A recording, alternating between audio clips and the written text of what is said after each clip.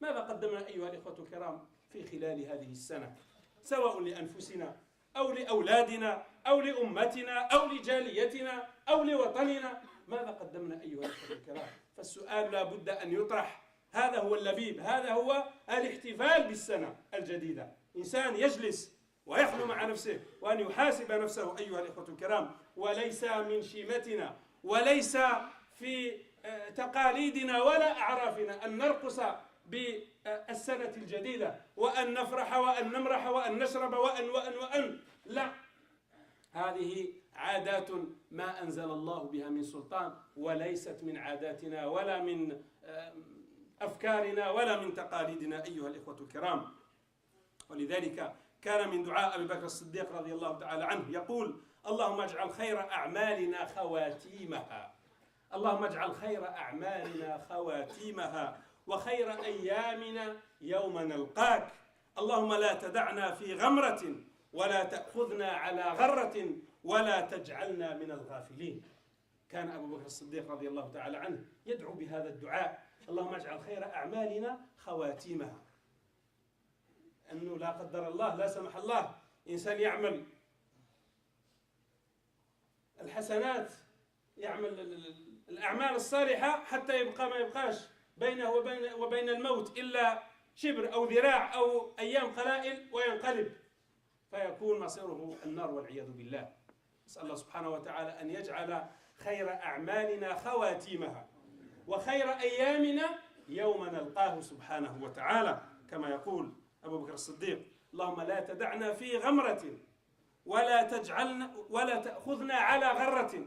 ما راناش مستعدين، ما زال من المفروض الإنسان دائما يستعد، دائما يجدد النية مع الله عز وجل، يعقد النية والعزم ويتوكل على الله عز وجل، وأن يتوب لله سبحانه وتعالى توبة نصوحة: ولا تأخذنا على غرة ولا تجعلنا من الغافلين.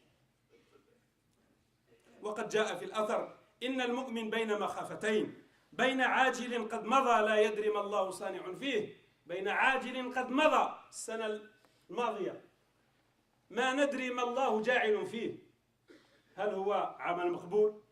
هل هو عمل مردود؟ هل أردنا به وجه الله عز وجل أم أردنا به شيئا آخر؟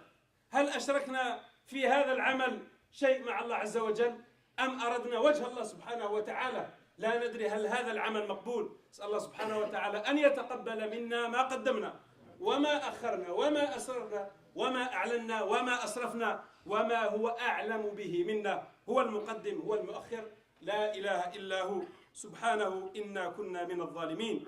إن المؤمن بين مخافتين، بين عاجل قد مضى لا يدري ما الله صانع فيه، وبين آجل قد بقي لا يدري ما الله قاض فيه. فليأخذ العبد من نفسه لنفسه، ومن دنياه لآخرته، ومن الشبيبة قبل الهرم، ومن الحياة قبل الموت. إنها نصائح غالية أيها الأخوة الكرام. المؤمن بين مخافتين، بين عاجل قد مضى لا يدري ما الله صانع فيه، وبين آجل السنوات المقبلة، وبين آجل قد بقي لا يدري ما الله قاض فيه. فليأخذ العبد من نفسه لنفسه، ومن دنياه لآخرته، ومن الشبيبة قبل الهرم، ومن الحياة قبل الموت. إذن أيها الإخوة الكرام، إن للمؤمن وقفات في مراحل حياته يحاسب بها نفسه ويستغفر ربه سبحانه وتعالى، ويحاول في كل مرة أن يستبدل هذه السيئات بالحسنات، وأن يتفكر مثل ما كان يفعل الصحابة الكرام والتابعون كذلك. كانوا يصلون في كل مرة يعني آلاف من الركعات، مئات بل الآلاف من الركعات. كلما تذكروا سيئة وكلما تذكروا خطيئة صلوا لهذه الخطيئة 100 ركعة، وقاموا 100 ليلة، وتصدقوا كذا من الدينار وكذا وكذا وكذا. فكل منا إن شاء الله سيحاسب نفسه وسيكتب ما هي الخطايا وما هي السيئات التي اجترحها أيها الإخوة الكرام حتى يسهل التغلب عليها. قال في هذه السيئة رقم 1 2 3 وهو جاي هنا أتصدق كذا من اليورو، وهنا أصلي إن شاء الله كذا من الليالي، وهنا أصوم إن شاء الله حتى يغفر لنا الله سبحانه وتعالى. تقدموا أيها الإخوة الكرام، بارك الله فيكم. تقدموا على اليمين وعلى الشمال، فيه ناس في الكولوار إن شاء الله. افسحوا يفسح الله لكم، على الأقل تحركوا، كل واحد يتحرك بالمقدار إن شاء الله اللي يشوف مناسب.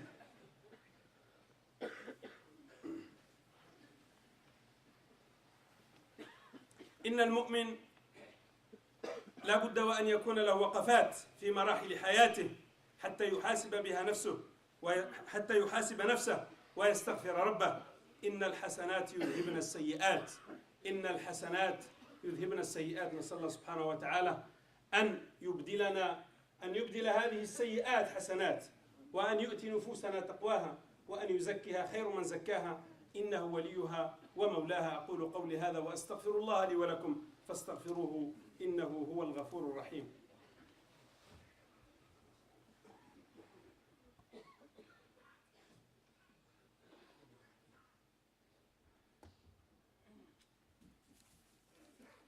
الحمد لله رب العالمين، والصلاة والسلام على سيد المرسلين وعلى آله وصحبه وسلم تسليما كثيرا. Chers frères, chères sœurs, Allah subhanahu wa ta'ala dit: c'est ainsi que nous faisons alterner les jours fastes et les jours néfastes parmi les hommes, afin que Dieu reconnaisse les vrais croyants et élise parmi vous des martyrs, car Dieu n'aime point les injustes. Surat Ali Imran, verset 140. Et il dit aussi: c'est lui qui fait alterner le jour et la nuit. Celui qui veut s'en souvenir ou qui veut rendre grâce à son Seigneur. Dieu a aussi compté la nuit et le jour, qui constituent le temps. Le temps, c'est la vie. Comme il dit l'imam Hassan al-Banna, rahmatullahi alayhi, al-waqtu huwa al-hayat. Le temps, c'est notre vie. Dieu a ainsi compté la nuit et le jour, qui constituent le temps, parmi les bienfaits les plus grandioses qu'il a généreusement accordé à l'humanité. C'est par ce temps que ce grand monde passe, depuis le début de sa création jusqu'à sa fin. Et il dit: nous avons fait de la nuit et du jour deux signes, et nous avons effacé le signe de la nuit, tandis que nous avons rendu visible le signe du jour, pour que vous recherchiez des grâces de votre Seigneur, et que vous sachiez le nombre des années et le calcul du temps. Et nous avons expliqué toutes choses d'une manière détaillée. Al-Hafid Ibn Kathir dit: Dieu a fait alterner le jour et la nuit à ses serviteurs. Celui qui manque une noble action, la nuit peut la rattraper le jour, et celui qui manque une occasion le jour peut la rattraper la nuit. Le hadith du prophète sallallahu alayhi wa sallam dit: Dieu a lui la puissance et la gloire, ouvre sa main la nuit afin que le pécheur du jour se repente, et il ouvre sa main le jour afin que le pécheur de la nuit se repente. Et ceci durera ainsi jusqu'à ce que le soleil se lève de son coucher. Allah subhanahu wa ta'ala, il tend sa main pour les pécheurs la nuit, pour les pécheurs du jour, et tend sa main le jour pour les pécheurs de la nuit, jusqu'à la fin des temps. Ainsi le jour et la nuit ressemblent une monture qui nous dirige vers notre destin.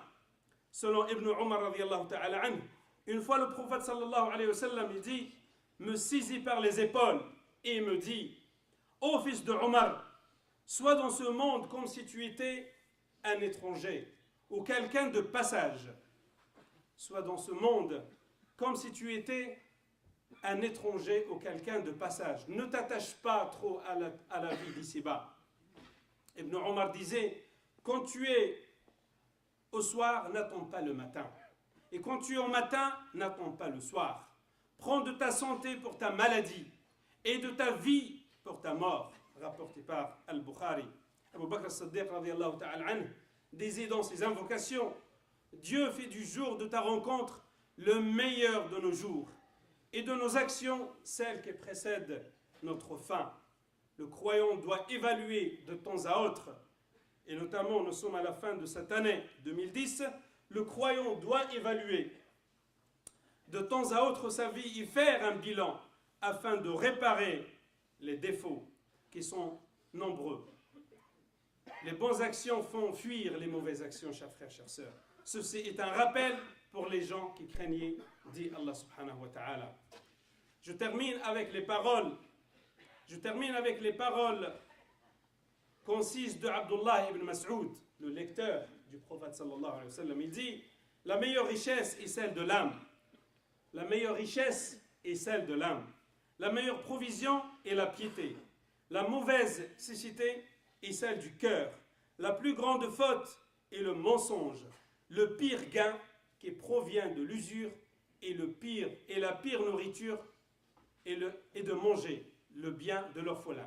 Celui qui s'abstient puis efface ses péchés, et celui qui pardonne aux autres, Dieu lui pardonne. Voilà, chers frères, chères sœurs, nous sommes à la fin de l'année. Nous devons donc retenir une chose, faire un bilan de cette année, l'année 2010. Qu'est-ce que j'ai fait? Qu'est-ce que j'ai fait auprès d'Allah subhanahu wa ta'ala? Quelles sont les bonnes actions que j'ai faites durant cette année? Quelles sont les mauvaises actions? Et je dois aussi faire un projet d'avenir. Qu'est-ce que je dois faire pour l'année 2011?